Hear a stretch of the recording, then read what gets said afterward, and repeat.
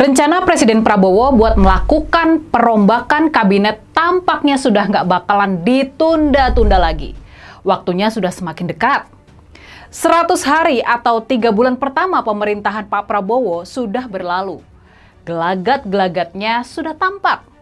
Seperti isi pidato Presiden di acara peringatan Hari Lahir Nahdlatul Ulama ke-102 belum lama ini. Reshuffle kabinet Presiden Prabowo tampaknya nggak bakal menunggu waktu sampai 6 bulan pemerintahan seperti yang semula direncanakan. Presiden Prabowo nggak bakalan menunggu waktu lebih lama lagi buat mengumumkan siapa saja menteri-menteri yang terdepak, tereliminasi, dan harus angkat koper dari kabinet pemerintahannya.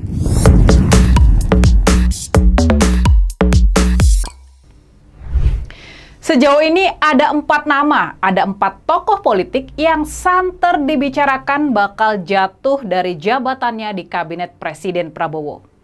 Paling enggak ada 4 orang menteri yang bakal tumbang. Bakal ada minimal 4 menteri yang terkena reshuffle. Siapa saja mereka dan apa indikasinya kalau mereka bakal diganti? Ayo kita bahas satu persatu. Silakan disimak baik-baik ya. Nominasi utama menteri yang bakal diganti adalah Menteri Koperasi, yakni Pak Budi Ari Setiadi. Bicara soal masa depan Pak Budi Ari di kabinet, kalian pastinya sudah nggak kaget lagi kan ya? Bener nggak? Pak Budi Ari ini didesas-desuskan bakal diganti karena dia konon sudah menjadi tersangka dalam kasus perlindungan judi online di Kementerian Kominfo yang pernah dia pimpin. Ini memang baru desas-desus ya, tapi indikasinya sudah sangat kuat.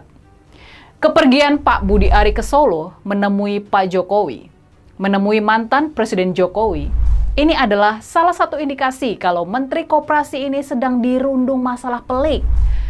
Konon Pak Budi Ari mendatangi Pak Jokowi di rumahnya di Solo buat minta tolong supaya Pak Jokowi melobi Kapolri Listio Sigit supaya Pak Budi Ari nggak dijadikan tersangka oleh polisi. Kita tahu Kapolri Listio Sigit adalah orang dekat dan sangat manut sama Pak Jokowi. Tapi, mungkinkah Kapolri Listio Sigit menyelamatkan Pak Budi Ari dari status tersangka? Kalau Pak Budi Ari terkena status tersangka, otomatis dia harus mundur dari jabatannya supaya bisa fokus menghadapi masalah hukumnya dan juga tidak membebani pemerintahan Pak Prabowo. Dan bukan tidak mungkin, nanti Pak Budi Ari sendiri bakal ditahan oleh kepolisian. Oke, jadi sudah jelas ya, kenapa Pak Budi Ari bisa jadi orang pertama yang bakal terlempar dari kabinet Presiden Prabowo. Nah, sekarang soal menteri yang kedua. Menteri kedua yang sudah hampir dapat dipastikan tersingkir dari kabinet Pak Prabowo adalah Ketua Umum PSSI, yakni Pak Erick Thohir. Tampaknya ke depan Pak Erick Thohir ini bakal bisa fokus membenahi persepak bolaan kita supaya lolos ke Piala Dunia.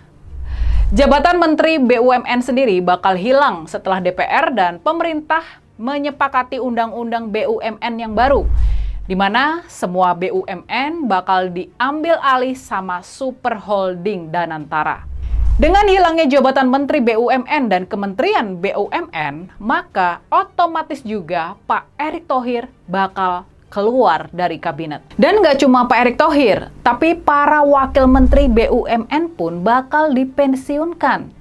Sementara itu, para pegawai di lingkungan Kementerian BUMN, mereka mungkin bakal disebar ke kementerian-kementerian lain atau juga dilebur ke dalam Danantara. Di Danantara sendiri, posisi direktur utama dan jajaran pimpinan lainnya sudah terisi.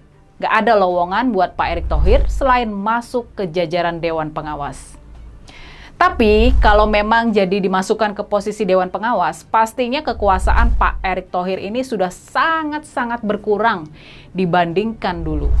Dia nggak bakalan bisa mengatur-ngatur BUMN lagi. Makanya nih, ke depan tampaknya waktu Pak Erick Thohir bakal lebih banyak buat ngurusin sepak bola. Passion Pak Eto yang sesungguhnya. Menteri ketiga yang digadang-gadang bakal tumbang adalah siapa lagi? Kalau bukan Pak Bahlil Lahadalia, Menteri Energi kita yang banyak kontroversi itu.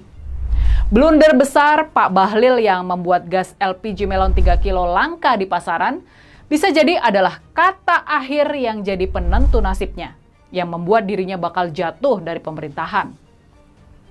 Dan bukan cuma itu, diprediksi Pak Bahlil ini gak cuma bakal tumbang dari kabinet, tapi juga bakal jatuh dari posisinya sebagai Ketua Umum Partai Golkar.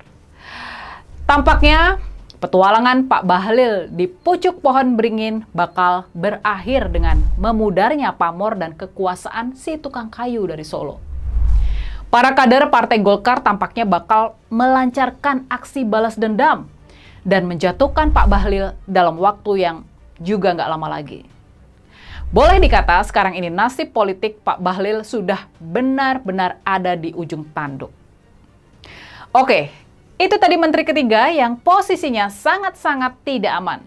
Lalu sekarang siapa tokoh keempat yang bakal kehilangan jabatannya?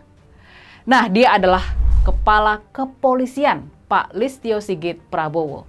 Orang kepercayaan Pak Jokowi ini konon kabarnya bakal segera kehilangan posisinya. Memang benar, kita harus mencatat juga kalau Pak Prabowo memang punya hutang budi yang besar kepada orang yang sudah mengerahkan Partai Coklat buat memenangkan dirinya satu putaran di ajang Pilpres yang lalu. Tapi harus kita lihat juga, belakangan masalah-masalah yang muncul di kepolisian demikian banyak dan sangat teramat memalukan. Ada kasus-kasus penggunaan senjata dan pembunuhan oleh oknum polisi, seperti polisi menembak polisi menembak pelajar, polisi menembak ibu sendiri, dan lain sebagainya. Lalu yang belakangan santer diberitakan adalah kasus-kasus pemalakan dan pemerasan oleh oknum polisi di berbagai daerah. Ada polisi yang memeras guru honorer, polisi memeras tersangka, hingga polisi memeras penonton konser asal Malaysia yang jadi heboh internasional dan mencoreng nama baik Indonesia. Rasa-rasanya banyaknya dan beragamnya masalah di kepolisian sudah cukup menjadi alasan buat Pak Prabowo melakukan penyegaran dan pembenahan di jajaran kepolisian. Oke, jadi itu tadi 4 tokoh politik yang diprediksi. Sekali lagi yang diprediksi bakal terdepak, tereliminasi, dan harus angkat koper dari kabinet pemerintahan Pak Prabowo. Ada Pak Budi Ari, Pak Erick Thohir, Pak Bahlil Lahadalia, dan juga Pak Listio Sigit. Catatan pentingnya di sini, nah ini yang harus jadi catatan penting buat kita. Kita tahu keempat menteri yang bakal tersingkir itu adalah orang-orang dekat dan orang-orang titipan dari Pak Jokowi. Mereka adalah orang-orang yang mantan Presiden Jokowi.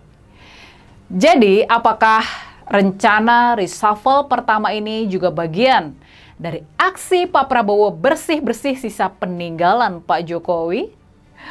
Gimana nih kalau menurut kalian? Apa analisa lanjutan kalian dari rencana reshuffle pertama kabinet Pak Prabowo ini? Tulis komentar kalian di kolom komentar.